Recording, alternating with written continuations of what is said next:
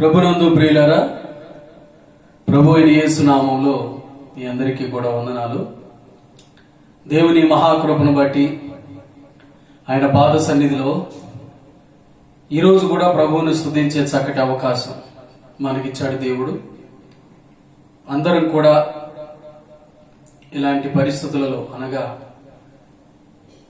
ఈ భారతదేశంలో క్రైస్తవులందరూ ఈ ఆదివారం పునరుత్థాన దినమున దేవుని మందిరానికి వెళ్లి అందరూ కలిసి దేవుని స్తుతించే, ఆరాధించే అవకాశం లేకపోయినప్పటికీ ఎవరికి వారి క్రైస్తవ బిడ్డలు నడుం కట్టుకుని సృష్టికర్త అయిన దేవుని సేవించడానికి వెనకంజ వేయకుండా తమ గృహాలనే ప్రభువుని ఆరాధించే కేంద్రాలుగా చక్కగా మార్చుకుని ప్రభువును స్తుతించే చక్కటి అవకాశం దేవుడు మనకిచ్చినందుకు దేవునికి లెక్కలేని వందనాలు. అందరూ కూడా, ప్రతి వారు కూడా దేవుని స్తుతించడానికి, ప్రార్థించడానికి సిద్ధపడిన ప్రతి వారికి కూడా ప్రభు పేరట ధన్యవాదాలు. దేవుడు అందరినీ దీవించాలని కోరుతున్నాను. ఈరోజు మన ధ్యానం నిమిత్తం పరిశుద్ధ గ్రంథంలో నుండి అపోస్తల కార్యాలు 12వ అధ్యాయం ఒకసారి మనం తీసి ధ్యానం చేద్దాం. అపోస్తల కార్యాలు 12వ అధ్యాయం. అపోస్తల కార్యాలు 12వ అధ్యాయం 1 నుంచి మనం చదువుకుంటే, దాదాపు అదే కాలమందు రాజైన హేరోదు సంగపు వారిలో కొందరిని బాధ పెట్టుటకు బలాత్కారముగా పట్టుకొని యోహాను సహోదరుడైన యాకోబు ఖడ్గముతో చంపించెను. ఇది యూదులకు ఇష్టమైన కార్యమని తెలుసుకుని పేతురును కూడా పట్టుకునేను. ఆ దినములు పులియని రొట్టెల పండుగ దినములు. అతనిని పట్టుకుని చెరసాలలో వేయించి పస్కా పండుగైన పిమ్మట ప్రజల యొద్దకు అతని తేవలని ఉద్దేశించి అతనికి కావలి ఉండుటకు 4 చతుష్టయముల సైనికులకు అతనిని అప్పగించెను. పేతురు చెరసాలలో ఉంచబడెను. సంఘమైతే అతని కొరకు అత్యాసక్తితో దేవునికి ప్రార్థన చేయుచుండెను. ప్రియులారా, ఈరోజు అపోస్తల కార్యాలు 12వ అధ్యాయంలో ఉన్న ఈ అధ్యాయం అంతటిలో ఉన్న ముఖ్యమైన విషయాలు, అంటే 1వ వచనం నుండి 19వ వచనం వరకు జరిగిన సన్నివేశంలో నుండి ఒక ముఖ్యమైన మాట నేర్చుకోవాలనుకుంటున్నాం. అదేమిటి అంటే, ప్రభువుని ఎప్పుడు కూడా సేవించి, ఆరాధించి, ఘనపరిచి ప్రభు కోసం బ్రతకడానికి నిర్ణయించుకున్న క్రైస్తవుని జీవితంలో శ్రమలు అనేవి సహజంగా వస్తాయి. క్రైస్తవ మార్గంలో నడిచేటప్పుడు మరింతగా శ్రమలు పాలవడం అనేది సహజం. అందుకే బైబిల్ కూడా చెప్తుంది, సద్భక్తితో బ్రతకను ఉద్దేశించే వారందరూ హింస పొందుతారు, శ్రమలే కాదు అంతకు మించి కూడా బాధపడతారు. అలాంటి పరిస్థితులలో క్రైస్తవుని స్థితిగతులు ఎలా ఉంటాయి?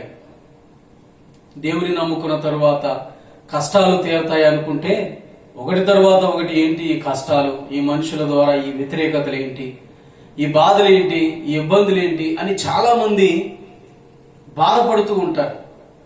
అనుకున్నది ఒకటైతే ప్రభు దగ్గరికి వచ్చినాక వేరొకటి శ్రమలు అనుభవించవలసి వస్తుందే అని ఊహించని పనులు జరుగుతున్నాయని చాలా ఇబ్బందిగా మాట్లాడుతూ ఉంటారు. కానీ ఈరోజు మనం చదివేటటువంటి అపోస్తల కార్యాలు 12వ అధ్యాయంలో క్రైస్తవునికి, దేవుని బిడ్డకు శ్రమలు వస్తాయి. కానీ ఆ శ్రమలలో కూడా వారు ఎంత అద్భుతంగా జీవిస్తారు అనేది మనం నేర్చుకుంటాం. అంటే ఒక మాటలో చెప్పుకోవాలి అంటే, క్రైస్తవుడు శ్రమలో కూడా ఎంత ప్రశాంతంగా ఉండగలుగుతాడో మనం ఇందులో చూస్తాం. క్రైస్తవునికి శ్రమలు రావని బైబిల్ ఎక్కడ చెప్పట్లేదు. తెస్సలోనిక పత్రికలో పౌలైతే చెబుతాడు, మనము శ్రమలు అనుభవించవాలని ముందే మీకు మేము బోధించాము కదా, అలాగే ఇప్పుడు జరుగుతుంది అని చెప్పాడు. శ్రమలు అనేవి వస్తాయి. కానీ శ్రమలలో మనకు దేవుడు ఏ రీతిగా అద్భుతమైన జీవితాన్ని అనుగ్రహిస్తాడో ఇలాంటి లేఖనాలను మనం ధ్యానిస్తున్నప్పుడు అర్థమవుతుంది. ఇప్పుడు చూడండి, 12వ అధ్యాయము 1వ వచనములో, దాదాపు అదే కాలమందు రాజైన హేరోదు సంఘపు వారిలో కొందరిని బాధ పెట్టుటకు బలాత్కారముగా పట్టుకున్నాడు. దేవుని సేవకుడైనటువంటి లూకా ఈ అపోస్తల కార్యాల గ్రంథాన్ని వ్రాశాడు. ఇది మనందరికీ తెలుసు. అపోస్తలైన పౌలు వెనకాల ఎంతో కాలం దేవుని పరిచర్యలో తిరుగుతూ దేవునిలో బలపడినటువంటి, దేవుని ఆత్మచేత ప్రేరేపించబడి అనేక రీతులుగా ప్రభువుని గురించి, ఆ రోజు ఆది సంఘంలో దేవుడు చేసిన కార్యాల గురించి, ఆది అపోస్తలుల పరిచర్య గురించి భావితరాలకు తెలియచేయడానికి దేవుని ఆత్మచేత ప్రేరేపించబడినటువంటి లూకా వ్రాసిన ఈ అపోస్తల కార్యాల గ్రంథంలో హేరోదు రాజు కాలంలో, అంటే పేతురు బ్రతికి ఉన్నప్పుడు ఉన్న ఆ హేరోదు రాజు కాలంలో పేతురు పట్ల తాను వ్యవహరించిన తీరు, క్రైస్తవుల పట్ల తాను వ్యవహరించిన తీరు మనం ఇందులో చూస్తాం. అప్పటికే సంఘంలో పరిస్థితులు ఇబ్బందిగా మారుతున్నాయి. కరువు కాలం వచ్చింది. దాదాపు అదే కాలం అంటే మనము 11వ అధ్యాయం 27 నుంచి 30 వచనాల్లో ఒక కరువు వచ్చినట్లుగా, క్లౌడియస్ చక్రవర్తి కాలంలో పెద్ద కరువు వచ్చినట్లుగా, ఆ కరువులో బాధపడుతున్న క్రైస్తవ సహోదరులందరికీ ప్రభువును నమ్మిన శిష్యులు, అంటే ప్రభువు నమ్మినటువంటి సహోదరులందరూ తమకు కలిగినదే పోగు చేసి ఆహారము గాని ధనమును గాని బాధపడుతున్నటువంటి శిష్యులైన వారికి, పేదలకు సహాయం చేసినట్లుగా మనం చూస్తాం. ఇప్పుడు చూడండి, ప్రపంచవ్యాప్తంగా విపత్తు వచ్చింది, ప్రపంచవ్యాప్తంగా తెగులు వచ్చింది. నిజంగా ప్రపంచవ్యాప్తంగా ఎంతమంది ఆహారం లేకుండా బాధపడుతున్నారో మనం కళ్ళతో చూస్తున్నాం. అందుచేత ప్రతి వారు కూడా భారతీయులలో ప్రేరణ కలిగిన వారందరూ సాటి మనుషులకు తమకు కలిగినది ఆహార రూపంలో, ద్రవ్యం రూపంలో ఏ రీతిగా ఇస్తున్నారో మనం చూస్తున్నాం, మనం చేశాం కూడా. అదే రీతిగా ఆ రోజుల్లో యేసు ప్రభువును నమ్ముకున్నటువంటి వారు కరువులో ఉన్న వారి బాధను తీర్చడానికి ఎంతో కొంత సహాయం చేయాలని వారు పూనుకున్నట్టు భక్తుడు రాశాడు. అలా కరువు వచ్చి క్రైస్తవ బిడ్డలు సహకారం అందిస్తున్నటువంటి అదే దినాలలో ఓ ప్రక్క కరువు వచ్చి ప్రపంచాన్ని, లేకపోతే అక్కడున్న జనాంగాలని భయపెడుతూ, ఇబ్బంది పెడుతూ, శ్రమల పాలు చేస్తుంటే, మరొక ప్రక్క అదే కాలం ముందు క్రైస్తవ సంఘానికి మరొక విపత్తు, కరువు రూపంలో ఒక విపత్తు వచ్చి బాధ పెడుతుంటే, క్రైస్తవ సంఘానికి ఇంకొక విపత్తు దుష్ట శక్తి, హేరోదును ప్రేరేపించినటువంటి దుష్ట శక్తి సంఘాన్ని కబళించి వేయాలని, నాశనం చేయాలని, సంఘంలో అనేక మందిని తరిమి కొట్టాలని, లేకుండా చేయాలని ప్రయత్నం చేస్తుంది. హేరోదు ప్రజల యొక్క మన్ననను పొందాలని క్రైస్తవులను శ్రమ పెట్టడానికి పూనుకొన్నాడు. యేసుప్రభు 12 మంది శిష్యులు యోహాను, యాకోబులు ఉన్నారు. ఆ యాకోబును తీసుకువెళ్లి తల నరికించాడు, అతనిని చంపించేశాడు. ఎప్పుడైతే ఖడ్గముతో యోహానును చంపించాడో క్రైస్తవులకు చాలా శ్రమ వచ్చిందని అర్థమవుతుంది. సంఘం కదిలించబడే పరిస్థితులు వచ్చాయి. కానీ యూదులందరికీ ఇది చాలా సంతోషమని చెప్పి హేరోదు విన్నట్టుగా మనం చూస్తాం. అంటే ఈ యూదులు ఎవరు? వాడు యూదా మతాన్ని ఆచరించేవారు. ఒక ప్రక్క దుష్టశక్తి సైతాను చేత ప్రేరేపించబడినట్లుగా హేరోదు రూపంలో దుష్టశక్తి సంఘాన్ని బాధ పెడుతుంది. మరొక ప్రక్క అదే దినాలలో కరువు కూడా ఈ సమస్య, ఆహారం లేక బాధపడుతుంది, బాధ పెడుతుంది. ఇప్పుడు చూడండి, మరొక శక్తులు ఏమిటి అంటే, యోధా ప్రజలు ఈ క్రైస్తవులను చంపడం ఎందుకు ఇష్టంగా భావిస్తున్నారు అంటే, ఈ క్రైస్తవులు మా మతాన్ని, అంటే యూదా మతాన్ని నాశనం చేస్తున్నారు, పాడు చేస్తున్నారు, లేనిపోని బోధలు చేస్తున్నారు. కాబట్టి వీళ్ళందరూ నాశనం అవడం అనేది సంతోషంగా యోధా మతస్థులు ఇచ్చినట్టు మనం చూస్తాం. అంటే ఒక ప్రక్క యోధా మతం క్రైస్తవ బిడ్డలను ఎంతో ఇబ్బంది పెడుతుంది. యోధా మతం ద్వారా క్రైస్తవ మార్గంలో సాగుతున్న వారికి శ్రమలు. ఇంకొకటి రాజకీయ శక్తి. చూడండి, హేరోదు యూదులకు ఇష్టమని చెప్పి చేయడానికి కారణం యూదులు తన పక్షంగా ఉంటే తన అధికారం సురక్షితంగా ఉంటుంది, తన పరిపాలన చక్కగా చేసుకుపోవచ్చు, తన అధికారం ఎక్కడికి పోదు. కాబట్టి ప్రజలను మెప్పించడానికి ఆనాటి నుండి ఈనాటి వరకు ప్రజల మన్నన కోరాలని అధికారులు ఎప్పుడు కోరతారు, నాయకులు కూడా, రాజులు కోరుతున్నారు. కానీ ఇక్కడ విషయం చూడండి, ఆ ప్రజల మెప్పు కోసం క్రైస్తవులను చంపాలని చెప్పి, ఈ క్రైస్తవులు ఎంతమంది చనిపోయినా పర్వాలేదు, యూదులందరూ మెజారిటీ పీపుల్, క్రైస్తవులు వాళ్ళలో ప్రభు నమ్మిన వారి సంఖ్య చాలా తక్కువ. కాబట్టి ఆ మెజారిటీ యూదులందరినీ మెప్పించడానికి ఈ తక్కువ మంది ప్రజలను ఎంత ఇబ్బంది పాలు చేసినా పర్వాలేదు అనుకుని ఈ రాజకీయ శక్తి పనిచేసి మతాసక్తి కలిగిన ప్రజలతో ఈ రాజకీయ శక్తి కూడా చేతులు కలిపి వారిని మెప్పించడానికి ఎంత రాజకీయం చేస్తున్నాడో చూడండి. ప్రజలను చంపైనా అధికారంలోనికి రావాలని ఆశించేది ఈ రాజకీయానికి ఏనాటి నుండో ఉన్న లక్షణం. ఇప్పుడు గమనించండి, ఈ పేతురును అంటే ఈ ప్రజలను యూదులను మెప్పించడానికి పేతురును కూడా బంధించి చెరసాలలో పెట్టాడు.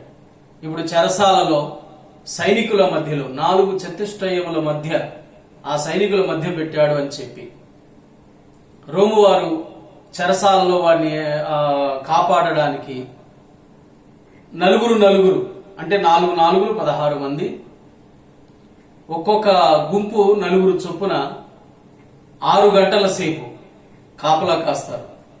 మరొక షిఫ్ట్ ఇంకో 4 వస్తారు, ఇంకొక షిఫ్ట్ 4 వస్తారు. ఇలా రోజు మొత్తంలో ఒక్క సెకండ్ కూడా టైం మిస్ కాకుండా, ఎవరు కూడా పొరపాటు చేయకుండా, ఏ పొరపాటు జరగకుండా అత్యంత కట్టుదిట్టంగా భద్రతతో వారు కాపలా కాస్తున్న పరిస్థితులకి ఆ సైనికుల మధ్యలో ఇనప సంఖ్యలతో బంధించబడి పేతురున్నాడు. ఇప్పుడు పరిస్థితిని ఒకసారి అందరూ కూడా గమనించండి. క్రైస్తవ సంఘానికి, క్రైస్తవునికి ఎంత బాధ వచ్చి పడిందో, ఇటు కరువు ద్వారా, ఇటు దుష్ట శక్తుల ద్వారా, రాజకీయ శక్తుల ద్వారా, మత సంబంధమైన శక్తుల ద్వారా ఎన్నో కష్టాలు, శ్రమలు. తప్పు చేయకపోయినప్పటికీ ఇప్పుడు చెరసాల శ్రమ, సంఖ్యల శ్రమ, సైనికుల మధ్యలో ఇలాంటివి కలుగుతున్నప్పుడు సహజంగా చూడండి, ఒక క్రైస్తవుడు ఎవరైనా నలిగిపోతారు. ఇలాంటి పరిస్థితులు వచ్చినప్పుడు అవమానంగా ఫీల్ అవుతారు కొంతమంది. నా పరిస్థితి ఏమైపోవాలి ఏంటి? మానసిక ఒత్తిడికి లోనయ్యే పరిస్థితులు, నలిగిపోయే పరిస్థితులు, ఎవరేదైనా అడిగితే సమాధానం చెప్పలేని పరిస్థితులు. కొంతమంది ఈ బాధలు, ఈ కష్టాలు మనకు అవసరమా? మనం రాజీ పడిపోతే సరిపోతుంది కదా.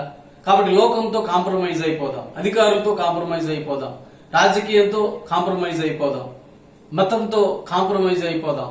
అప్పుడు మనకి ఇబ్బందులే ఉండవు, అటు ఇటు కూడా ఉండొచ్చు. కానీ దేవుని వాక్యం చెప్తుంది క్రైస్తత్వం అనేది మార్గం. ఆ మార్గంలోనికి వచ్చిన తర్వాత ఆ మార్గంలోనే మనం నడవాలి. ఇంకా అటు ఇటు తిరగకుండా మన కన్నులు సూటిగా తిన్నగా ముందుకు సాగుతూ ఉండాలనేది దేవుని వాక్యం చెప్పే సత్యం. పేతురు అలాగే సాగుతున్నాడు, క్రైస్తవ సంఘం అలాగే సాగుతుంది. ఇలాంటి పేతురు గాని, క్రైస్తవ సంఘం గాని ఎన్ని శ్రమలు పాలవుతున్నారు. యాకోబు అయితే చనిపోవలసి వచ్చింది, హత్య గావించబడ్డాడు. అంటే అతను హతసాక్షి అయిపోయాడు. ఏం తప్పు చేశారు వీళ్ళు? సమాజం కోసం ప్రార్థన చేస్తున్నారు, సమాజానికి నీతి బోధలు చేస్తున్నారు, సమాజం, కుటుంబాలు బాగుపడాలి, కుటుంబాల్లో వారు తమ కుటుంబం పట్ల ప్రేమగా ఉండాలి, తమ పొరుగు వారి పట్ల ప్రేమగా ఉండాలి, సంఘస్థులు ఒకరినొకరు ప్రేమించుకోవాలి, అందరూ కలిసి దైవభక్తి కలిగి ఉండాలి, ఒక మంచి సమాజాన్ని కట్టాలి మనం అని వారు బోధించడమే ఆ రోజుల్లో అందరికీ తప్పు అయింది. ఇప్పుడు చూడండి, పేతురును కూడా చంపే పరిస్థితులు. ఈ పేతురు ఎంతో శ్రమలో ఉండగా గమనించండి, దేవుని యందు భయభక్తులు కలిగిన మనుషులతో పోరాడడానికి దుష్ట శక్తులు, మనుషులు అనేక రీతులుగా మనకు వ్యతిరేకమై పోరాడుతున్నప్పటికీ క్రైస్తవుడు తెలుసుకోవాల్సింది, లేక అనేక మారులు తెలుసుకుంటున్న పరిస్థితి ఏమిటి అంటే, తాను ఆరాధించే దేవుడు క్రైస్తవుని పక్షమున ఉంటాడు. ఈ శ్రమలను చూస్తున్నాడు, చూస్తూ ఏమీ పట్టనట్టుగా ఊరుకోడు దేవుడు. ఆయన ఎప్పుడు జోక్యం చేసుకోవాలో అప్పుడు జోక్యం చేసుకుంటాడు, ఎప్పుడు కార్యం చేయాలో ఆయనకు తెలుసు, ఎప్పుడు ఎంటర్ అవ్వాలో ఆయనకు బాగా తెలుసు. కాబట్టి దేవుని మీద ఆధారపడుతూ, దేవుని వైపు చూస్తూ, దేవుడు చెప్పినట్లుగా క్రైస్తవుడు చక్కగా ముందుకు నడుచుకుంటూ పోతూ ఉంటే దేవుడు మాత్రం ఎట్టి పరిస్థితుల్లో మనలను విడిచిపెట్టేవాడు కాదు. ఇక్కడ చూడండి, ఇలాంటి పరిస్థితులలో పేతురు సంకెళ్లతో బంధించబడి చెరసాలలో సైనికుల కాపలాలో ఉండగా దేవుడు చేసిన పని గురించి అపోస్తల కార్యాలు 12వ అధ్యాయము 6వ వచనంలో, అంటే ఇక్కడ 5వ వచనంలో, సంఘమైతే అత్యాసక్తితో ప్రార్థన చేస్తుంది. క్రైస్తవునికి ఉన్న గొప్ప ధన్యత, వెనకాల ప్రార్థనా శక్తి చాలా ఉంది. తన నిమిత్తమైన, సమాజం నిమిత్తమైన ప్రార్థించే శక్తి, ప్రార్థించే గుంపు, ప్రార్థించేటటువంటి అలవాటు ఈ క్రైస్తత్వానికి ఉంది. ఇక్కడ ఉన్నటువంటి పేతురు దైవజనునికి వెనకాల ప్రార్థించే బలం. సంఘమైతే అత్యాసక్తితో అతని కొరకు ప్రార్థన చేయించుండెను. పేతురేమో చెరసాలలో ఉంచబడెను. ఇతడు చెరలో ఉన్నాడు, సంఘం ఇళ్ల దగ్గర ఉంది. ఇక్కడ గమనించాల్సిన విషయం ఏంటంటే, తమ దైవజనుని గురించి వాళ్ళు బాధ్యత కలిగిన విశ్వాసులు, భారం కలిగిన విశ్వాసులు, క్రైస్తత్వం గురించి కూడా బాధ్యత కలిగిన విశ్వాసులు. ఏ తప్పు చేశాడో, వెళ్ళిపోయాడు, జైలుకు వెళ్ళారు అని చెప్పి తక్కువగా మాట్లాడేటటువంటి క్రైస్తవులు కూడా చరిత్రలో ఉన్నారు. కానీ ఇక్కడ గమనించండి, దైవజనుని మీద ఏదో సాకులు చెప్పుకోవడం, సనుగులు సంశయాలు చేయడం అనేవి చేయకుండా తమ కోసం ప్రార్థించే, తమకు ఎప్పుడు దేవుని వాక్యం బోధించే దైవజనుని పక్షాన వాళ్ళు వహించి అందరూ ఒక ఇంటిలో కూడి, అంటే ఎప్పుడు ఆరాధన అందులోనే చేసుకునేవారు. ఇప్పుడు వాళ్ళందరూ సమకూడి దేవుని సన్నిధిలో ప్రార్థించడం మొదలు పెట్టారు. ఈ క్రైస్తవుడు ఎన్ని వ్యతిరేకతలు వచ్చినా దేవుని విడిచిపెట్టలేదు. ఈ క్రైస్తవుడు దేవుని ప్రకటించడం మానలేదు. ఈ క్రైస్తవుడు అంటే పేతురు ప్రభువుని అనుసరించడం మానలేదు. ప్రభువుని ఇంకా తెలుసుకుని ఎదుగుతూ ఉన్నాడు. సంఘాన్ని బలపరుస్తూ ఉన్నాడు. ఇప్పుడు సంఘం ఇతని కోసం ప్రార్థన చేస్తుంది. తరువాత విషయం చూస్తే, దేవదూత కూడా చెరసాలలో ఈ పేతురు ఉండగా వచ్చినట్లు మనం చూస్తాం. దేవదూత వచ్చాడు. ఈ దేవదూత ఎవరు? దేవుడు పంపించాడు. పేతురును, క్రైస్తవుణ్ణి ఏ దేవుడు పిలిచాడో, పని కోసం ఏ దేవుడు నియమించాడో ఆ దేవుడు ఇప్పుడు పంపించాడు దేవదూతని. దేవదూత వచ్చాడు. చీకటిగా ఉన్న ఆ రూమ్ అంతా వెలుగుమయమైంది. ఇప్పుడు చూడండి, అప్పటికి పేతురు పరిస్థితి ఎలా ఉంది? నిద్రపోతున్నాడు అని ఉంది. నిద్రపోతున్నాడు. దాని గురించి నేను మీకు ఒక మాట చెప్తాను. ఇప్పటి వరకు కూడా ఎన్ని పరిస్థితులు, ఎలాంటి పరిస్థితుల్లో నేను మీకు చెప్పాను. ఒక ప్రక్క కొద్ది దినాలుగా, కొంతకాలంగా కరువు అనేది వారిని ఇబ్బంది పెడుతున్నా, దుష్ట శక్తులు, సాతాను ప్రేరణ చేత దుష్ట శక్తులు వారిని చంపుతున్నా, రాజకీయ శక్తులు, మత సంబంధమైన శక్తులు ఒకటై సంఘాన్ని పాడు చేయాలని, దైవజనులను చంపాలని, విశ్వాసులను లేకుండా చెయ్యాలని ప్రయత్నాలు చేస్తున్నా, ఏ తప్పు చేయకపోయినా చెరసాలలు వీళ్ళని పిలుస్తున్నాయి, బందికానాలు వీళ్ళని పిలుస్తున్నాయి. వీరు వెళ్లి ఆ 4 గోడల మధ్య బందీ అయి ఇనప సంఖ్యలు రోజు ప్రతి పూట కూడా వీళ్ళని పలకరిస్తున్నాయి అన్నట్లుగా వీళ్ళ కాళ్లకు, చేతులకు ఇనప సంఖ్యలు తెంపుకుని వెళ్ళడానికి కూడా అవకాశం లేని పరిస్థితులలో ఈ దైవజనుడి గురించి మనం ఇక్కడ చూస్తే ఏముంటుందంటే, అతడు ప్రశాంతంగా నిద్రపోతున్నట్లుగా చూస్తాం. ఇంత బాధ వస్తుంటే ఒక మనిషి నిజంగా ప్రశాంతంగా ఉండగలడా? ఇంత వేదన కలుగుతుంటే ప్రశాంతంగా ఉండగలడా అని అంటే అది అందరికీ సాధ్యం కాకపోవచ్చు. కానీ నిజంగా దేవుని నమ్మిన క్రైస్తవునికి అది సాధ్యమే. ఎలా సాధ్యమవుతుంది? పేతురు చూడండి, ఎంత అద్భుతమైనటువంటి ప్రశాంతత.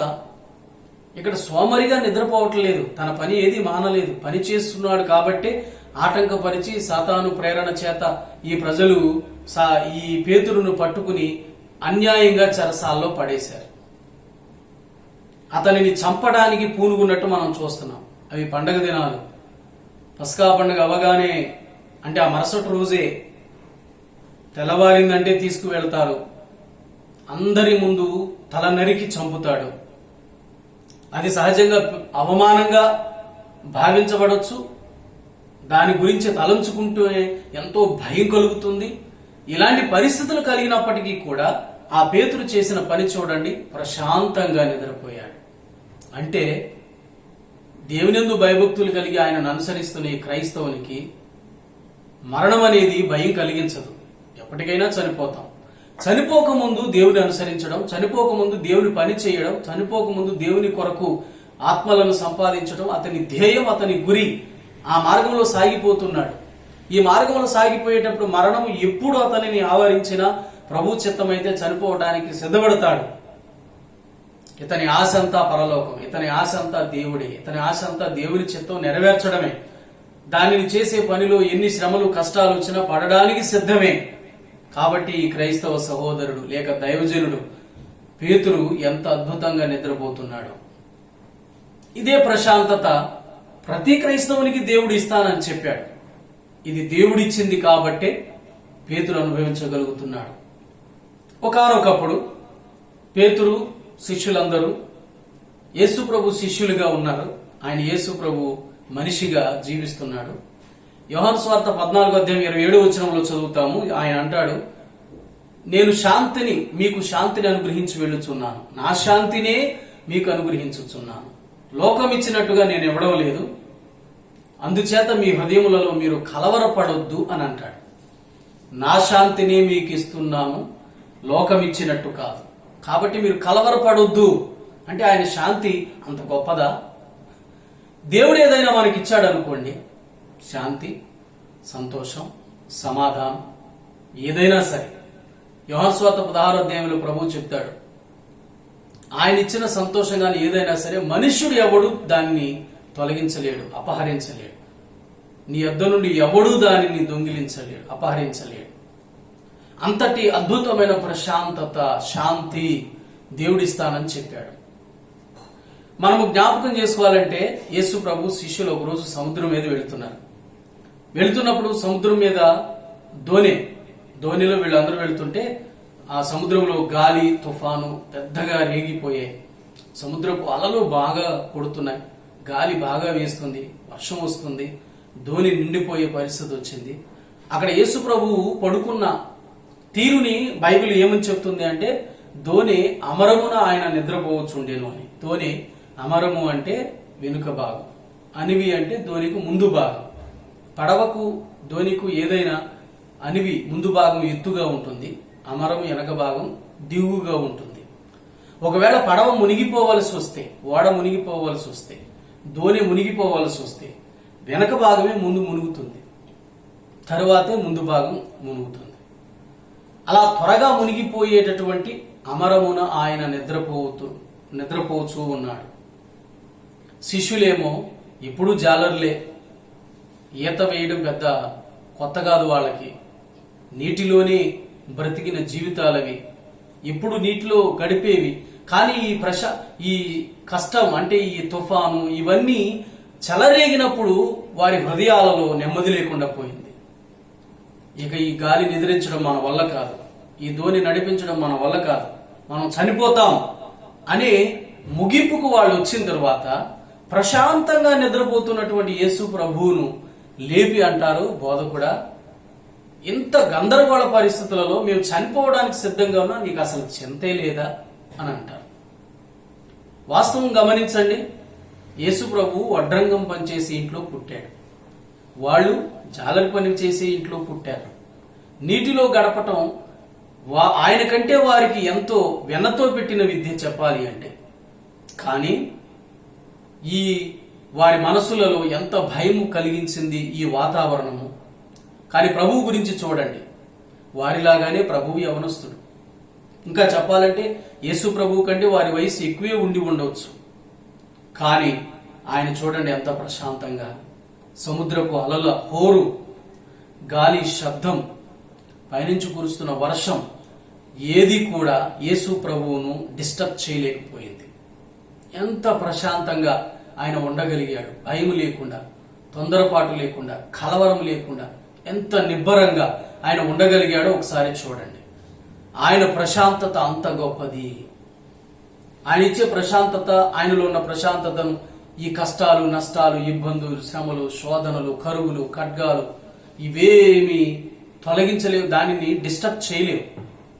అందుచేత బాగా గమనించండి, ఎంతో ప్రశాంతంగా ఉండగలిగినటువంటి జీవితం దేవుడే ఈ పేతురికి ఇచ్చాడు. ఒకప్పుడు ప్రతి చిన్నదానికి కంగారు పడిపోయి ఈ పేతురు, దుడుకుగా మాట్లాడుతూ దుడుకుగా వ్యవహరించే ఈ పేతురు ఇప్పుడు చూడండి ఎంత నిబ్బరంగా, చక్కగా, ప్రశాంతంగా. చావు ఎదురుగా ఉంది, చావు పిలుస్తుంది. తెల్లవారితే అతి క్రూరంగా అందరి ముందు చచ్చిపోవలసిన స్థితిలో కూడా ఎంత ప్రశాంతంగా ఉండగలుగుతున్నాడు. నిజమైన క్రైస్తవునికి దేవుని పిలుపు పొందుకుని దేవుని సన్నిధిలో ఒక విశ్వాసిగానైనా, ఆత్మల సంపాదకునిగానైనా, ప్రార్థనా జీవితంలో ఎదుగుతూ ఆయన కోసం జీవించే ప్రతి క్రైస్తవుడు, అతడు దైవజనుడే అయ్యి ఉండక్కర్లేదు, క్రైస్తవ పిలుపు కలిగి ఆయన సన్నిధిలో పరలోకం కోసం ఎదురు చూస్తూ బ్రతికే ప్రతి క్రైస్తవుడు కలిగే కష్టాలలో ఇలాగే ఎంత ప్రశాంతంగా ఉండగలుగుతాడు. రాజకీయ శక్తులు గాని, మత సంబంధమైన శక్తులు గాని, దురాత్మ సంబంధమైన శక్తులు గాని, ఇప్పుడు మనము ప్రపంచాన్ని కుదిపేస్తున్నటువంటి కరోనా అనేటటువంటి తెగులు గాని, దీని ద్వారా మనకు కలుగుతున్నటువంటి కరువు కాటకాలు మీరు గమనించండి, వస్త్రహీనతను గమనించండి, ఆర్థిక ఇబ్బందిని మీరు గమనించండి. ఇవన్నీ ఏది వచ్చినా సరే నిజమైన క్రైస్తవుణ్ణి కదిలించలేవన్న విషయాన్ని మనం గమనించాలి. నిజమైన క్రైస్తవుణ్ణి ఇవేమి కదిలించలేవు. క్రైస్తవుడు ఇలాంటి పరిస్థితులలో ఉంటాడు, జీవిస్తాడు, ఇలాంటి కష్టాలు పడతాడు, ఈ కరువు కాటకాలు అనుభవిస్తాడు, ఇలాంటి ఇబ్బందులన్నీ అనుభవిస్తాడు. ఆహారం అతనికి ఒక పూట లేకపోవచ్చు, కొద్ది రోజులు లేకపోవచ్చు, వస్త్రాలు మంచివి లేకపోవచ్చు, సరైన గృహం అతనికి లేకపోవచ్చు, లేకపోతే ఎంతో మంది అనుభవిస్తున్నటువంటి ఆ విలాసం ఈ క్రైస్తవుడు, నిజమైన క్రైస్తవుడు అనుభవించలేకపోవచ్చు. కానీ వీళ్ళందరికన్నా చాలా ప్రశాంతంగా జీవించగలుగుతాడు. ఇది ఎక్కడి నుంచి వచ్చింది అంటే ఆ దేవుడిచ్చేది. నిజంగా దేవుడిని అనుసరిస్తున్నాడు కదా, ఆ దేవుడే ఇచ్చాడు ఈ ప్రశాంతత. డబ్బు, అధికారం, హోదా, ఇంకా ఎన్నో ఈ ప్రపంచంలో ఇవి మనిషికి ప్రశాంతతను ఇవ్వలేవు. ఇంకా చెప్పాలంటే అవే మనిషి ప్రశాంతతను చెడగొడుతున్నాయి. కనుక ప్రియులారా గమనించండి, ఇలాంటి పరిస్థితులలో ఇప్పుడు దేశమంతా, ప్రపంచమంతా ఎదుర్కొంటున్న ఆర్థిక ఇబ్బందులలో మన పిల్లల వివాహాల పరిస్థితి ఏంటి, మన పిల్లల ఆరోగ్య పరిస్థితులు ఏంటి, మన పిల్లల చదువుల పరిస్థితులు ఏంటి, మన పిల్లల ఎగ్జామ్స్ పరిస్థితులు ఏంటి, లేకపోతే మన భవిష్యత్తు ఏంటి, మన గృహ సంబంధమైన సమస్యల సంగతి ఏంటి, ప్రతి నెల మనం కట్టవలసిన అద్దెలు సంగతి ఏంటి, ప్రతి నెల మనం చేయవలసిన పనుల విషయంలో ఏంటి, అసలు ఎలా బ్రతకాలి అని ఈ కష్టాలు, ఈ పరిస్థితులు, ఈ బాధలు మనిషిని కలవర పెడుతున్నాయి, నెమ్మది లేకుండా చేస్తున్నాయి. కానీ ఇలాంటి వాటిల్లో కూడా ప్రశాంతమైనటువంటి జీవితంతో కొనసాగగలిగేటట్లు ఒక నిజ క్రైస్తవుని దేవుడు చేయగలుగుతాడు. అంటే ఏ బాధరా బందీ లేనట్టుగా, ఏ బాధ్యత లేనట్టుగా ఉంటాడు అని కాదు. ఇక్కడ బాధ్యతలున్నాయి, బాధలు ఉన్నాయి, అన్నీ గుర్తెరుగుతున్నాడు. కానీ ఇలాంటి వాటిలో కృంగిపోవడం చేత ఏం చేయగలం? నువ్వు శ్రమదినమును కృంగితే చేత కాని వాడవని బైబిల్ చెప్తుంది. బాధపడిపోవడం ద్వారా ఇంకా రోగం పెరుగుతుంది తప్ప సమస్య పరిష్కారం అవదు. బాధలు అనుభవిస్తూనే నిబ్బరంగా, ధైర్యంగా, ఇంకా చెప్పాలంటే ఇక్కడ మన పాఠాన్ని అనుసరించి ప్రశాంతంగా జీవిస్తూ జీవితాన్ని ముందుకు కొనసాగించగలుగుతాము. కనుక పేతురు అనేటటువంటి దైవజనుడు లేక నిజ క్రైస్తవుడు ఇంత విపత్కర పరిస్థితులలో కూడా ఆనాటి సంఘం గాని, దైవజనులు గాని ఎంత అద్భుతంగా ప్రశాంతంగా శ్రమలలో జీవించగలిగారో ఈ రోజు మనం కూడా అలాగే ఉండడానికి ఇప్పుడు ప్రయత్నం చేయాలి. శ్రమలలో దేవుని నమ్ముకున్నాను గాని నాకు ఏమాత్రం బాధలు తీరలేదని గాని, లేకపోతే ఈ సమస్య నుంచి విడుదల పొందలేకపోతున్నానని గాని, దేవుని మీద సన్నగడము, దేవుని మీద మనం ఇష్టానుసారంగా నిందలు, నేరారోపణలు చేయడము ఇలాంటివి చేయకుండా ఆయన శక్తిని, ఆయన ఉన్నతమైన ప్రభావాన్ని మనం అర్థం చేసుకుంటూ ముందుకు సాగి కష్టాలు అనుభవించడానికి మనం సిద్ధంగా ఉండాలి. కష్టాలు అనుభవిస్తూనే ఇందులో ప్రశాంతంగా ఉండగలిగేటట్లుగా మనం సిద్ధపడడం కాదు. నువ్వు నిజమైన క్రైస్తవుడుగా దేవుని మీద ఆధారపడి కొనసాగగలిగితే ఆ దేవుని ఆత్మ లేక ఆ దేవుడే ఇంత గొప్ప ప్రశాంతతతో నిన్ను నింపి నడుపుతాడు. ఈ కలవరం అనేది మనిషికి లేకుండా ఉండాలంటే ఒకటి కారణం. యోహాను సువార్త 14వ అధ్యాయంలో 1వ వచనంలో ప్రభు అన్నాడు, నా యందు విశ్వాసం ఉంచండి, మీ హృదయాలను కలవరపరచొద్దు అని. ఈ మాట ప్రభువు చెప్పడానికి కారణం ఏంటంటే యెషయా గ్రంథంలో దీని గురించి చెప్తాము, విశ్వసించువాడు కలవరపడడు అని.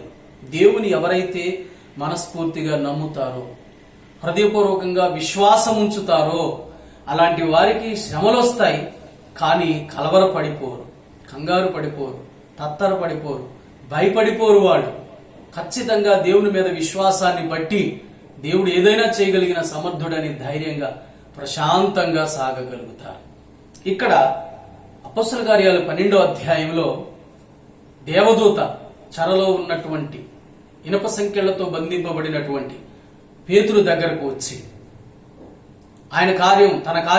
దేవదూత తన కార్యం జరిగించడం పూనుకుంటే ఇక్కడ మనం చూస్తామండి 7వ వచనంలో, త్వరగా లెమ్మని పేతురుతో దేవదూత చెప్పి అతని లేపినప్పుడు సంకెళ్ళు అతని చేతుల నుండి ఊడిపడిపోయాయి.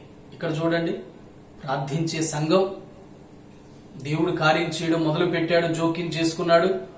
అతని పక్షాన పోరాడే దేవుడు, అతని పక్షాన కార్యం చేసే దేవుడు, దేవుని పిలుపు అందుకుని దేవదూత వచ్చి అక్కడ కార్యం చేయడం మొదలు పెడితే సంకెళ్ళు వాటంతటవే ఊడిపోయాయి. ఆ సంకెళ్ళు పేతురుకు వేయడానికి మనుషులు పనిగట్టుకుని వేశారు, కానీ సంఖ్యలు ఊడిపోవడానికి పేతురు ఏమీ కష్టపడలేదు. కష్టపడవలసిన అవసరం లేకుండానే వాటంతటవే ఊడిపోయేలా దేవుడు చేశాడు. ఎంత అద్భుతమైన కార్యమో చూడండి. దేవుని కార్యం ఇనప సంఖ్యలను కూడా పూర్తిగా లయం చేస్తుంది, తొలగిస్తుంది. అంతటి పరిస్థితులలో కూడా, అంతటి బంధకాలను కూడా ఖచ్చితంగా దేవుని కార్యం ద్వారా దేవుడు తొలగిస్తాడు అనడానికి ఇవి రుజువులు. ఇంకా చెప్పాలి అంటే ఇనప సంఖ్యలు ఏముంది, అంతకంటే బలమైన బంధకాలు అయినటువంటి పాపపు సంఖ్యలను, పాపపు పాశములను దేవుడు మొత్తం తెంచివేశాడు కదా. కనుక ప్రియులారా గమనించండి, దేవుని సహాయం చేత మనం ఏదైనా ఖచ్చితంగా పొందుకోగలుగుతాం.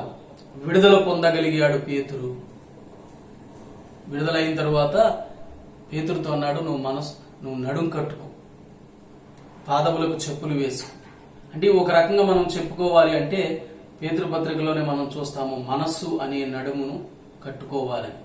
నడుం కట్టుకోవడానికి మన మనస్సును సిద్ధపరచుకోవాలి. నిద్రపోతున్నాడు, ప్రశాంతంగా చెరలో కూర్చున్నాడు. సరే ప్రభువా, నువ్వు నన్ను పిలుచుకున్నావు కాబోలు, అవసరమైతే నేను చనిపోతాను, నీ దగ్గరికి వచ్చేస్తాను, ప్రశాంతంగా కూర్చున్నాడు. ఇప్పుడు దేవదూత వచ్చి చెప్తున్నాడు, నీ పని కావలేదు, నువ్వు చేయవలసింది చాలా ఉంది, కాబట్టి నడుం కట్టుకో, కాళ్ళకు చెప్పులు వేసుకో. అంటే ప్రయాణమవు, నువ్వు సిద్ధపడు, రెడీగా ఉండు పని కోసం అని చెప్పగానే మనసు ధైర్యపరుచుకున్నాడు, సిద్ధపడ్డాడు. దేవదూతను అనుసరించి వెళ్ళాడు. కావలిని దాటి, 1వ కావలిని, 2వ కావలిని దాటి, ఇనుప గేటును కూడా, గమని గేటును కూడా దాటి, ఇనుప గేటును కూడా దాటి వీధిలో పడ్డాడు. కొంత దూరం వెళ్ళిన తర్వాత అప్పుడు గాని ఈ అయ్యగారికి, ఈ పేతురుకు అసలైన స్పృహ రాలేదు. అప్పటి వరకు నడుస్తున్నాడు, అప్పటి వరకు చేస్తున్నాడు. ఇదంతా ఒక కళ లేదా ఒక దర్శనం, దేవుడు వచ్చి నన్ను విడిపించడానికి ఏదో చూపిస్తున్నాడు అనుకుంటున్నాడు. స్పృహ వచ్చిన తర్వాత ఇప్పుడు చూడండి, దేవుడు నన్ను ఎంతగా విడిపించాడా. ఈ మాటనే అపొస్తలుల కార్యాలు 12వ అధ్యాయము 11వ వచనంలో, పేతురుకు తెలివి వచ్చి ప్రభువు తన దూతను పంపి హేరోదు చేతిలో నుండి యూదులను ప్రజలు నాకు చేయనుద్దేశించిన వాటన్నింటి నుండి నన్ను తప్పించి ఉన్నాడని ఇప్పుడు నాకు నిజముగా తెలియననుకున్నాను. ఇప్పుడు చూడండి, హేరోదు చేతిలో నుండి ఎన్ని దుష్ట శక్తులు, ఎన్ని రాజకీయ శక్తులు, ఎన్ని మత సంబంధమైన శక్తులు సమాజంగా అందరూ సమకూడి వ్యతిరేకంగా చేయాలనుకుంటున్న ఆ పరిస్థితులు, అంటే ఈ పరిస్థితులు ఆనాడే కాదు ఈనాడు లేవా మన భారతదేశంలో సేమ్ ఇలాగే జరుగుతుంది. మన మధ్యలో క్రైస్తవునికి వ్యతిరేకంగా, క్రైస్తవ మార్గానికి వ్యతిరేకంగా ఇన్ని రీతులుగా వాళ్ళు పూనుకుని ఏదో చెయ్యాలని అనుకుంటున్నప్పుడు ఒకటే బాగా గుర్తుంచుకోండి, ప్రభువు వీటన్నింటి నుండి మనలను తప్పించి, వీటన్నింటి నుండి విడిపించి గొప్ప కార్యం చేయడానికి సిద్ధంగా ఉన్నాడన్న విషయాన్ని మనం అందరం గుర్తు చేసుకుందాం. కనుక దేని గురించి కూడా భయపడొద్దు. పరిస్థితులు ఎలా వస్తున్నాయో రానివ్వండి, వాటిలో నిబ్బరంగా చక్కగా ధైర్యంగా ప్రభు కోసం ముందుకు సాగుదాం. ప్రభువా నీ చిత్తమే, నువ్వు చెప్పినట్లుగా నేను చేస్తాను, నడవమన్నట్లు నడుస్తాను. పరిస్థితులు కాలాలు ఎలా మారినా నేను మాత్రం నీ దాసునే, నీ దాసురాల్నే, నీ బిడ్డనే అని ప్రభువుకు అప్పగించుకుని సాగితే క్రైస్తవుడా, నువ్వు అనుసరించే దేవుడు నిన్ను విడిచిపెట్టేవాడు కాదు. ఎన్ని కరువులు, కాటకాలు, పరిస్థితులు, ఎన్ని పరిస్థితులు గందరగోళం రానివ్వండి, నీ ప్రశాంతతను ఏదీ చెడగొట్టలేదు, ఏది తొలగించలేదు. ఎందుకంటే అది దేవుడు నీకు ఇచ్చేది. దేవుని ఆత్మ సహాయం ద్వారా, దేవుడి ద్వారా నువ్వు పొందుకున్నది అది. సరే, ముగింపులో ఇంకో మాటలు ఏంటంటే, పేతురు ఇక్కడి నుంచి బయలుదేరి ఏ సంఘం అయితే ఇంటిలో కూడి ప్రార్థిస్తున్నారో అక్కడికి వెళ్ళాడు. వాళ్ళందరూ బాధ్యతగా, భారంగా, దైవజనుడు కష్టాల్లో ఉన్నాడని చెప్పి ఒక ఇంట్లో చేరి అతనిని దేవుడు విడిపించాలని, అతడు బయటికి రావాలని, మరలా చక్కగా వాక్యాలు చెబుతూ బలపరచాలని, క్రైస్తవ సంఘం ఎదగాలని వాళ్ళు ప్రార్థన చేసినప్పుడు దేవుడు విన్నాడు, జవాబిచ్చాడు. ఖచ్చితంగా దేవుడు కార్యం చేశాడు. కార్యం చేసినాక ఇంటికి వెళ్ళాడు, తలుపు కొట్టాడు. ముందు చాలాసేపు తీయలేదు. ఆ తర్వాత ఒక చిన్నది, హృదయ అనే ఒక చిన్నది విని, ఇదిగో పాస్టర్ గారు వచ్చారు, నేను ఆయన స్వరం విన్నాను, తలుపు తీద్దామంటే వీళ్ళందరూ భయపెట్టారు. ఆ పిల్లని కేకలేశారు, నీకేమైనా పిచ్చా, ఇప్పుడు పాస్టర్ గారు ఎక్కడ వస్తారు? ఎంతో మంది సైనికుల మధ్యలో ఇనప సంఖ్యలతో బంధించి రేపు చంపేయడానికి సిద్ధంగా ఈ హేరోదు రాజే ఇంతగా పకడ్బందీగా ప్లాన్ చేస్తే ఎక్కడి నుంచి వస్తాడు? ఆ చిన్నదాన్ని కేకలేస్తున్నారు. కానీ ఆ రోదే చాలా మొండిదిలాగా మనం ఇక్కడ కనబడుతుంది. ఎంతమంది కాదన్నా అందరిని ఎదిరించి మీరు ఎన్ని చెప్పినా సరే, నేను మాత్రం పాస్టర్ గారి స్వరం విన్నాను, ఖచ్చితంగా అది పేతురు గారి స్వరమే, తీద్దాం అని అంటే చాలాసేపు మాట్లాడుకున్నారు కానీ తీలేదు. ఇంకా తలుపు కొడుతూ ఉంటే ఏదో సైనికుడు లేక దోతొచ్చారని అన్నారు.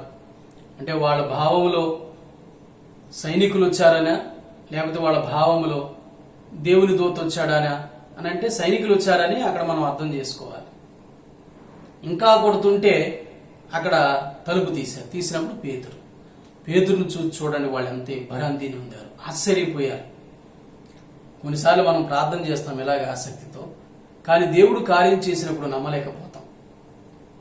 నమ్మకంతో చేయాలని దేవుడు చెబుతున్నాడు, కానీ నమ్మకం లేకుండానే బాధతో ప్రార్థన చేస్తూ ఉంటాం చాలాసార్లు.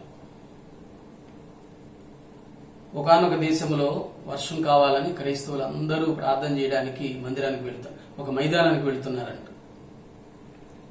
బండు టెండలు, బాగా ఇబ్బందికరంగా ఉంది. పశువులకు, మనుషులకు నీరు లేక, పంటలు కూడా లేక అందరూ నాశనమైపోతున్న పరిస్థితిలో అందరూ సమకూడి ఒక మైదానంలో, ఒక పెద్ద గ్రౌండ్లో పెద్ద సమూహంగా సమకూడి ప్రార్థిస్తే దేవుడు కరుణిస్తాడు అని ఆశతో వెళుతుంటే, వీళ్ళు వెళుతుండగా దారి నుంచి గబక్కున ఒక పాప, మర్చిపోయాను ఉండండి, గబక్కున ఇంటికి వెళ్ళి వస్తానని చెప్పి ఇంటి దగ్గర నుంచి గొడుగు తీసుకొచ్చిందంట. వాళ్ళు తిట్టారంట, నీకేమన్నా పిచ్చా ఏంటి, అసలే ఎండలు మండిపోతుంటే నీరు లేక చస్తంటే ఏంటి గొడుగు తీసుకొస్తున్నావు, వర్షం వస్తుందనా అని వాళ్ళు హేళన చేస్తుంటే, అప్పుడు వాళ్ళు ఎందుకు తెచ్చావని కేకలేస్తుంటే అప్పుడు చెప్పింది పాప ఏమనంటే, మనం వెళ్ళేది ఎక్కడికి? ప్రార్థన చేయడానికి. ఏమని? వర్షం రావాలి. మనం ప్రార్థన చేస్తాం, ఖచ్చితంగా దేవుడు మనం వచ్చేటప్పుడు వర్షం ఇస్తాడు. అప్పుడు ఆ వర్షంలో నేను తడవకుండా ఇంటికి రావడానికి గొడుగు తెచ్చుకుంటున్నాను అందంట. అంటే ఎంత విశ్వాసం అనేది మందిరానికి వెళ్ళేటప్పుడు లేక ప్రార్థనా స్థలానికి వెళ్ళేటప్పుడు దేవుని అడగక ముందే ఆ బిడ్డ హృదయంలో మొదలైంది అనేది ఇక్కడ మనం గమనించాలి. ఈ పేతురు కోసం ప్రార్థించిన వాళ్ళ పరిస్థితి కూడా ఇంతే. వాళ్ళు ఆశపడ్డారు, కానీ దేవుడు ఇంత త్వరగా చేస్తాడని నమ్మలేకపోయారు. దేవుడే తీసుకొచ్చి కళ్ళ ముందు దైవజన్యం పెడితే విభ్రాంతులు ఉందారు. అసలు ఇది కళా నిజమా, మేము చూసేది నిజమేనా అన్నట్లుగా. కనుక క్రైస్తవుడు గమనించాల్సింది ఏంటంటే, దేవుడు ఖచ్చితంగా మన విషయంలో జోక్యం చేసుకుంటాడు, తగిన కాలం ముందు కార్యాలు చేస్తాడు.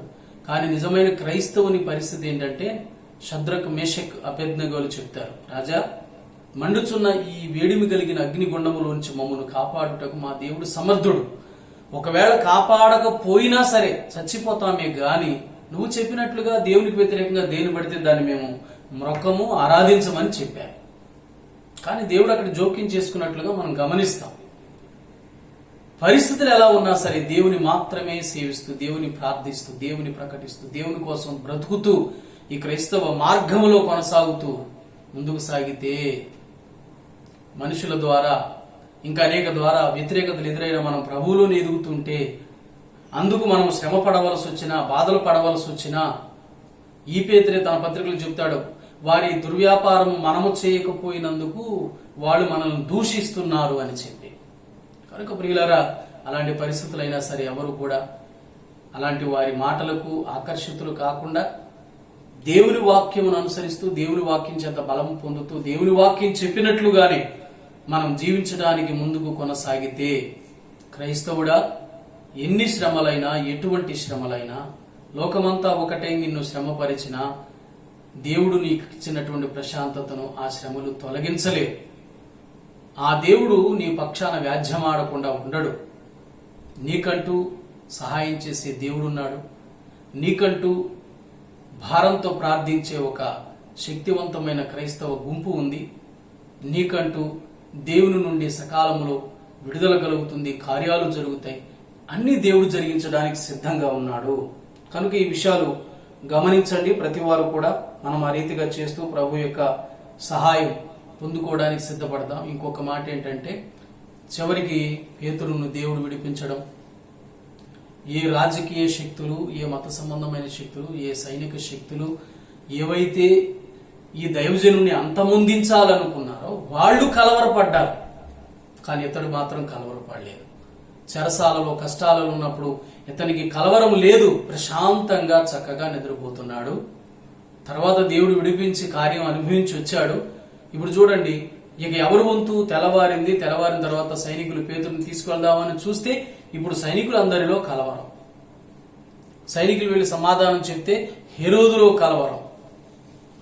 ఇలా బంధించబడ్డాడు అని తెలిసిన యూదులు కొంతమంది ఉంటారు కదా, వాళ్ళు గమనించితే వాళ్ళు కలవరం.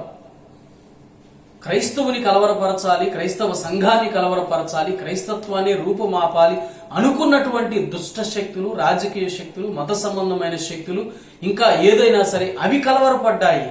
వారు కలవరపడ్డారు గాని క్రైస్తవుడు మాత్రం కలవరపడలేదు. దేవుని కార్యం అంత గొప్పగా ఉంటుంది. ఇది చాలా నామోషిగా, సిగ్గుగా ఎంచుకుని ఆ తర్వాత ఈ పేతురును కాపాడలేకపోయారు అన్న నెపంతో సైనికులను చంపించి అక్కడి నుంచి వేరే ప్రాంతానికి వెళ్ళిపోయాడు హేరోదు, కొంతకాలం అక్కడ ఉండడానికి. కనుక ప్రియులారా, అవమానం అనేది శత్రువుకు కలిగింది గాని క్రైస్తవునికి కాదు. నష్టం అనేది శత్రువుకి కలిగింది గాని క్రైస్తవునికి కాదు. కలవరం అనేది శత్రువుకి కలిగింది గాని క్రైస్తవునికి కాదు. మన దేవుడు మనతో ఉన్నంత వరకు, నీతి నిజాయితీగా క్రైస్తవ మార్గములు మనము బ్రతుకుతున్నంత వరకు కలవర పెట్టే రూపంలో సముద్రంలాగా, గాలుల్లాగా, తుఫానుల్లాగా, వస్త్రహీనతలాగా, కరువులాగా, ఇంకా చెప్పాలంటే రాజకీయ పైన, మతపరమైన ఇంకా ఎన్నో శక్తుల రూపంలో కలవరపరచడానికి పరిస్థితులు వస్తాయి. కానీ అవి ఏమి మనలను కలవరపరచలేవు. అవి పోతూనే ఉంటాయి, అవి చూస్తూనే ఉంటాం. మనం ధైర్యంగా ప్రభు కోసం జీవించడానికి చక్కటి అవకాశం ఉంటుంది. కనుక దేవుని యొక్క శక్తిని బట్టి నిజమైన క్రైస్తవులంగా ఇప్పుడు మనలను ప్రపంచవ్యాప్తంగా ఇబ్బంది పెడుతున్న కరోనాను చూసినప్పుడైనా, దాని ద్వారా కలుగుతున్న ఆర్థిక ఇబ్బందులు, బలహీనతలు, సమస్యలు, ఇబ్బందులు చూస్తున్నా, ఇంకా ఏది చూస్తున్నా, ఇవన్నీ నజరేయుడైన యేసు ప్రభు మనకిచ్చేటటువంటి ప్రశాంతతను తొలగించలేవు అని సహోదరులారా అందరూ గమనిస్తూ, నిజంగా ఈ పేతురులాగా మనం కూడా, క్రైస్తవ సంఘంలాగా మనం కూడా ప్రభు సన్నిధిలో ముందుకు సాగుదాం. దేవాది దేవుడు ఈ మాటలు దీవించి ఆశీర్వదించును గాక. ఆమేన్. అందరినీ దేవుడు దీవించుగాక. ప్రార్థన చేసుకుందాం. ప్రేమగల మా తండ్రి, పరిశుద్ధుడు అయిన దేవా, ఈ పరిశుద్ధ నామానికి వందనాలు. ఎంత అద్భుతమైన కార్యమయ్యా నీ కార్యాలు, ఎంత అద్భుతమైన దేవుడవు నీవు. నిన్ను నమ్మిన వారు ఎన్నడూ సిగ్గుపరచబడరు అనేది ఎంత వాస్తవం. అపోస్తల కార్యాలు 12వ అధ్యాయంలో ఈరోజు మేము ధ్యానించిన ఈ కొద్దిపాటి ధ్యానం ద్వారా మీరు మాట్లాడిన విధానం కొరకు వందనాలు. నిజమే, యేసు ప్రభువును నమ్ముకుంటే డబ్బులు వచ్చేస్తాయి, వెండి బంగారాలు వచ్చేస్తాయి, ఎన్నో లాభాలు జరిగిపోతాయి, వ్యాపారాలు చక్కగా ఉంటాయి, పంటలు చక్కగా ఉంటాయి, పిల్లల వివాహాలు అవుతాయి, ఉద్యోగాలు వస్తాయి అంటూ వీటిని మాత్రమే నమ్ముకుని వీటిని పూర్తిగా మేము అనుసరిస్తూ ముందుకు సాగుతున్న పరిస్థితులలో అవన్నీ నీ ద్వారా కలిగేవి వాస్తవమే. కానీ నిన్ను నమ్మి ఈ మార్గంలో సాగుతున్నందుకు కలిగే ఈ కష్టాలు, ఈ నష్టాలు, ఇబ్బందులు కూడా మేము అనుభవించవలసి వచ్చినప్పుడు వీటిని పొందాలి అని ఎదురు చూడలేకపోయిన ఈ క్రైస్తవునికి, తెలుసుకోలేకపోయిన ఈ క్రైస్తవునికి హృదయం నిండా కలవరమే కలుగుతుంది. లాభం వస్తే సంతోషపడుతున్నాడు, నష్టం వస్తే కలవరపడుతున్నాడు, నాశనానికి పోతున్నాడు. కానీ నిజమైన క్రైస్తవుడు ఆనందించవలసి వచ్చినప్పుడు ఆనందిస్తూనే, బాధపడవలసిన సమయంలో కూడా సంతోషంగా లేకపోతే ప్రశాంతంగా ఉండగలగడం నేర్చుకున్నట్లు, జీవించినట్లు మేము లేఖనాల ద్వారా నేర్చుకుంటున్నాం. నీకు వందనాలు. పేతురు ద్వారా ఎంత గొప్ప ప్రశాంతతను నేర్పించావు.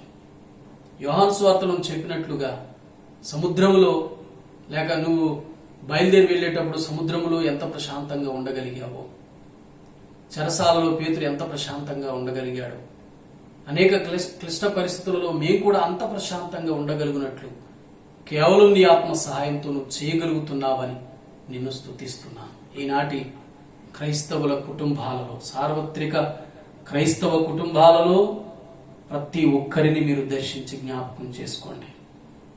నేను ఆరాధించడానికి సిద్ధపడుతున్న పిల్లలు, యవనస్తులు, పెద్దలు, వృద్ధులు అందరూ కూడా ఇలాంటి నిజమైన క్రైస్తవులుగా నీలో సాగుతూ గొప్ప ప్రశాంతతను ఈ కష్టకాలంలో కూడా అనుభవిస్తూ ముందుకు సాగేలా చేయండి. జయమునివ్వండి, దీవించండి. బలహీనతల నుండి, సమస్యల నుండి విడిపించండి. ఇలాంటి వాటిలో కూడా ప్రశాంతంగా ఉండగలిగే కృపను మీరు దయచేయండి. మా ప్రార్థన మీరు అంగీకరించినందుకు స్తోత్రం చెల్లిస్తూ యేసునామం పేరట ప్రార్థించి అడిగి వేడుకుంటున్నాం మా పరమ తండ్రి. ఆమేన్. అందరికీ వందనాలండి. దేవుడు మిమ్మల్ని, మీ కుటుంబాలని దీవించునుగా.